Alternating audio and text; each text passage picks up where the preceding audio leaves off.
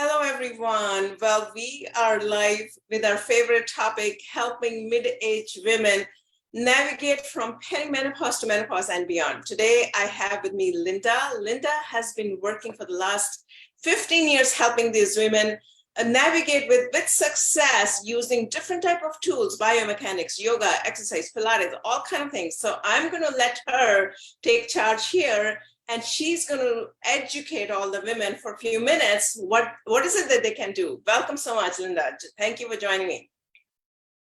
Thank you so much for having me. My name's Linda Stevens. I am here in the UK. I've been, like I said, working with women for the last 15 years, specifically around pelvic floor health. So I'm a yoga teacher, but I use all sorts of different tools to help women. Was focused very much in the creating good environments for birthing and then the postnatal recovery. And then the last sort of 6 years, I've been focused much more on that perimenopause to postmenopause phase when so much changes. And unfortunately for many women, birth trauma resurfaces again. And the reason for this is because around mid 40s, we start to lose our estrogen. As you know, it starts to fluctuate madly and slowly drop off. And by the time we are 50, 51, our ovarian estrogen has really sort of dropped off the cliff. And a lot of women find that having been relatively continent, relatively fine through their late 30s and even into early 40s, suddenly they might start having sneeze leaks or going for a run and finding they're leaking, or prolapse symptoms they might have had post-birth are starting to come back again. Heaviness, a dragging sensation, prolapse getting worse. They might find that they have a lot more urgency issues or bladder irritation and incontinence. They might find that any scarring from an episiotomy or just any surgery might become drier, uncomfortable, itchy. And constipation, big driver of incontinence. In fact, the number one driver of incontinence is constipation. And as we start to lose our estrogen, that transit timing gets worse, it gets slower. And so this is something that we would need to look about. So I run womenswellbeing.me. It's an online yoga studio and information hub. I bring all sorts of experts in to talk about different aspects of women's health and midlife. And I teach different types of yoga classes that target different areas of perimenopause. And one is all about your posture and your pelvic floor, because you can't really look at how to holistically make your pelvic floor work as well as possible to serve you for the rest of your life if you're not standing well, if you're rolling your shoulders and you're poking your head and your tail is tucked under and you're sucking your belly in, or if you're just not using your diaphragm to breathe properly and the diaphragm, the pelvic diaphragm, aren't working well together.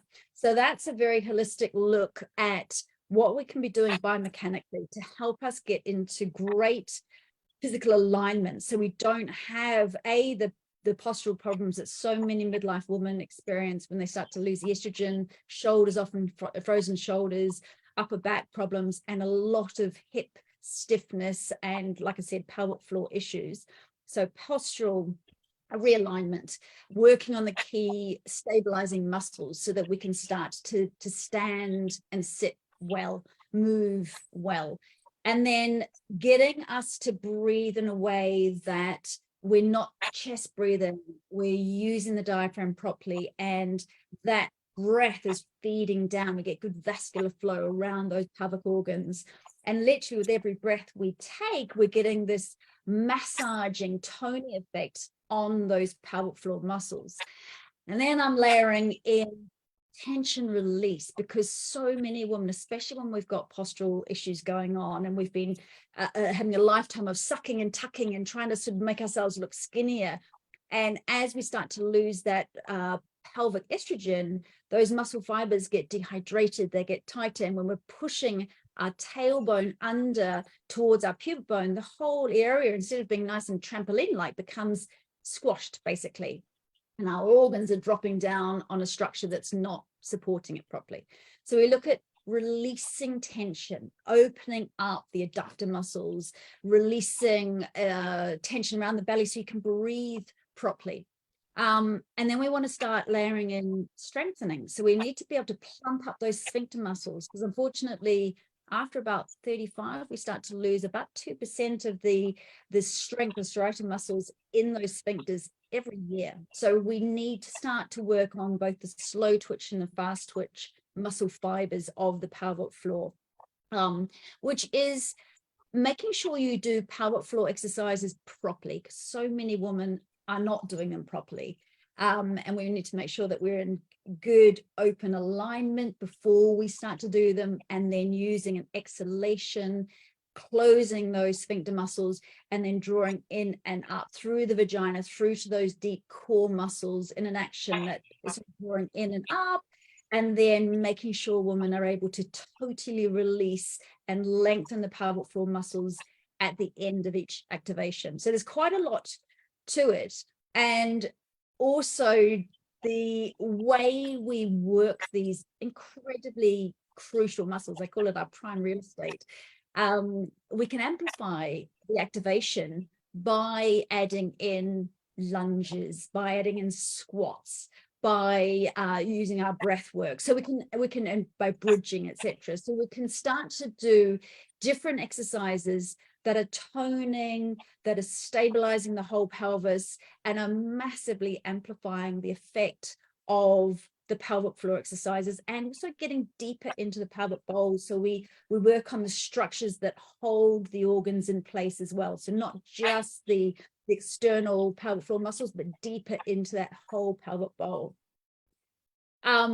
I always advise my students to use a squatty potty when they are in the bathroom, which basically, one of these things, just it raises your feet up, so it puts you in a squatting position. We're designed to eliminate in a squatting position.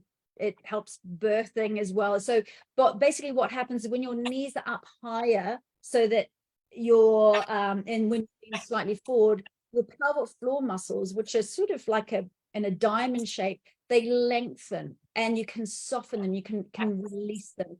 Whereas quite often, if we're just sitting in a shape like that, in a chair shape, because the way our anatomy works is that our pelvic organs and then the tubes are sort of on here, I'll do it like that, on a 90-degree angle.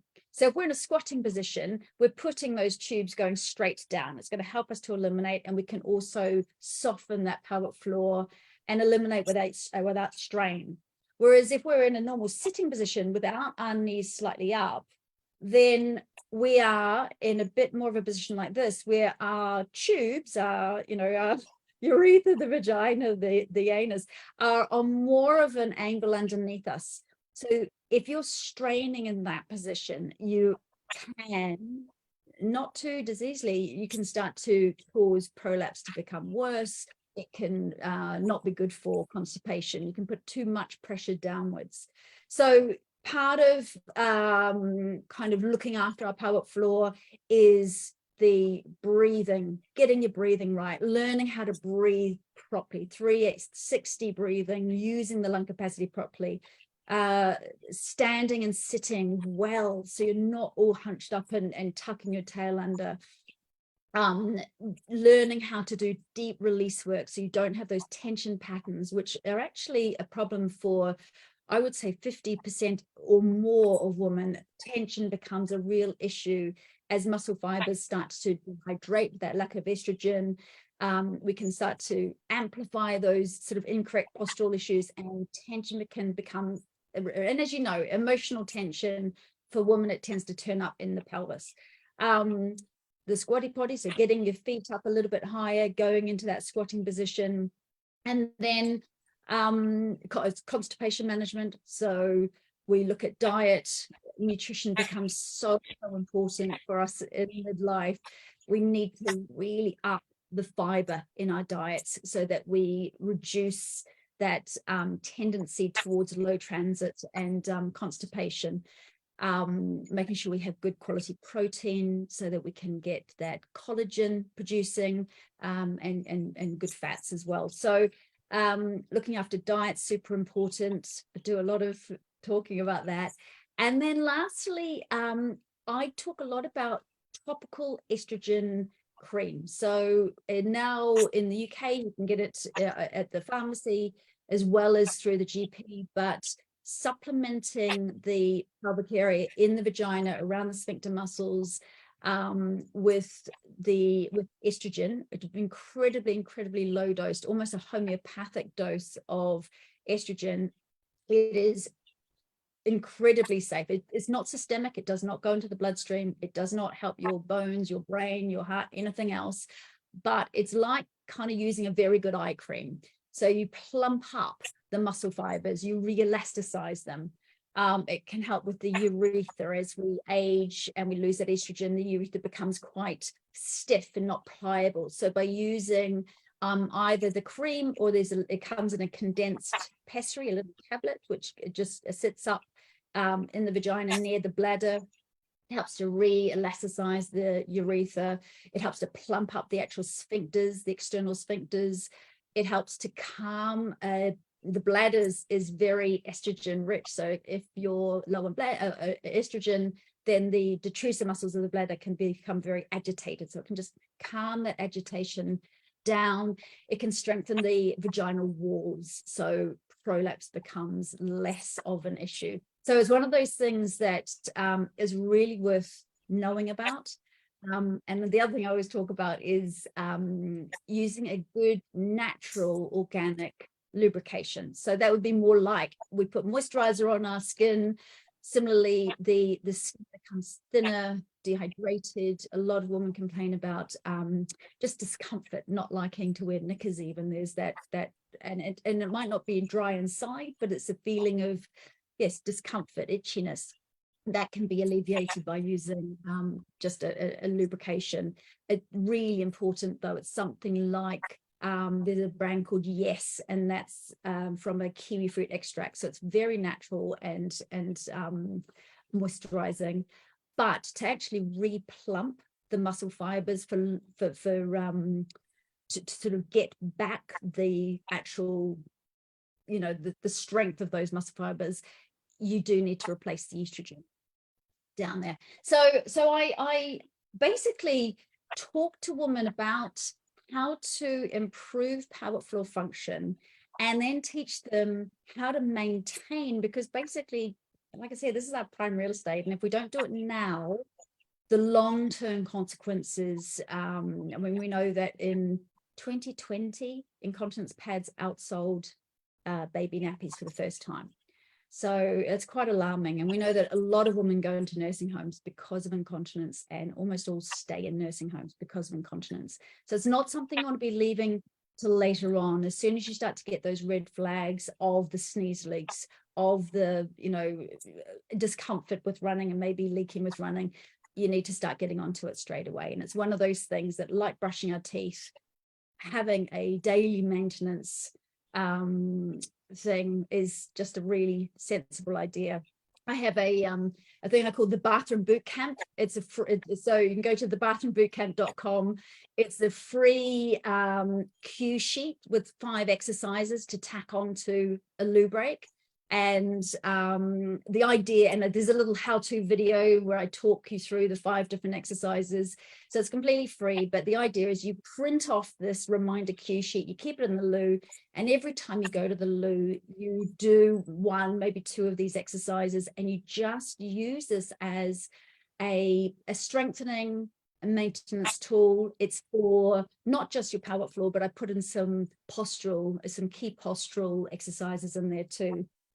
So yeah, in a little nutshell, as quickly as I could, I took you through what I think is the kind of the gold standard of what we need to be doing to give this part of our bodies the respect it deserves. I mean, I'm a big believer that our core health is our core wealth. And when I say our core, the pelvic floor is the beginning of our core musculature structure, And I think it affects so much who we present, who we are, and how we are able to turn up in the world and shine. So if a woman is not able to, you know, go for a position she would like to because she's worried about how often she needs to go to the loo, for example, and if she, you know, she can't go into a meeting that's going to go on for a few hours because she needs to know where the toilet is, and she's worried that she might leak when she's on stage speaking, that's a problem. It's inhibiting what we can do in this world. And it doesn't need to be a problem. There's so much we can be doing. It's just that, unfortunately, once we start to lose that estrogen, we need to take the matter into our hands and just get educated and just start making some really sensible habits to look after ourselves. Well, I think that's great. You try to synthesize this in 5 to 7 minutes with amazing. I love this idea of the squat party, but in today's day and age, when we are all used to Western parties, maybe you should collaborate with Kohler or some of these party companies to come up with something that's Western as well as squatting. You know what I mean? Well, there is a product called the Squatty Potty, and I should be getting a commission from them, because the hundreds of women that I've taught, almost all of them have bought from this company, and because it's the original company. There's lots of different variations of this on Amazon, etc. But it's basic, and you could use toilet rolls under your feet. The idea is to get yourself into a position where your knees are higher and your, you know, so that's your shins, your knees like that, and then you lean slightly forward so you're lengthened through the back, and that just lengthens your pelvic floor and places the pipes so they go straight down.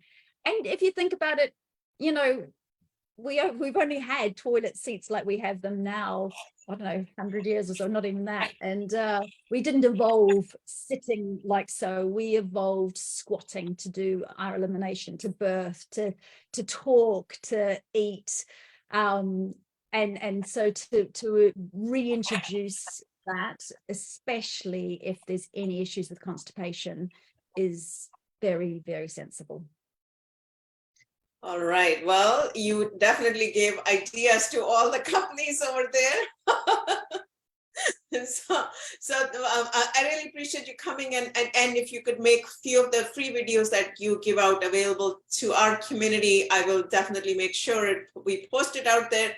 And then we're also launching programs, so hopefully in collaboration with Linda soon, that how women can navigate through this phase, you know, with at least ease. There's so many different topics we can talk about, but today's session was meant to give you an introduction of how different kind of exercises that, like Linda talked about, that helps us strengthen our muscles as all of us age towards post-menopause and beyond. Thank you so much, Linda. Any last comments you want to say before I wrap up today's session? Amazing session, absolutely amazing session. Oh, good. Yeah, like I put what I could talk about literally for a couple of weeks into 5 minutes. Like I said, I've got the bathroombootcamp.com. It's free. That'll give you some explanations of how to do the actual strengthening of those slow and fast twitch muscles. And I will send you some videos on how to get that diaphragmatic breathing, how to stand well, not a problem at all. If you want to join me online, I teach every week, and I've got you know, literally hundreds and hundreds of classes of all different lengths for specific issues, and that's all womenswellbeing.me.